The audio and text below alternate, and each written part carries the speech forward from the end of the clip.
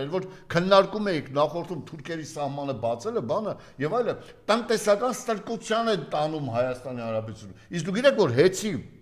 հավանական գնորդը օֆշորում կազմակերպված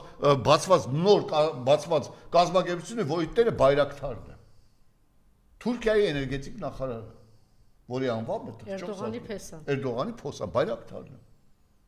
որը ուզում է գնել 51% արժեթղթերը։ Մնացած 25%-ը Նիկոլ Փաշինյանի եւ իր հետ կապված ընտանիքի անդամների կողմից ելնելու, այն մնացածն էլ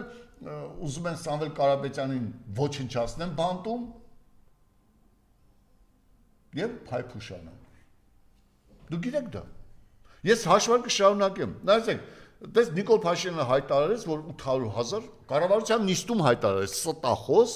մանիպուլյատոր սրիկան Նիկոլ Փաշինյանը հայտարարեց, որ Հայաստանի Հանրապետությունում այլևս ունենք 800,000 աշխատող։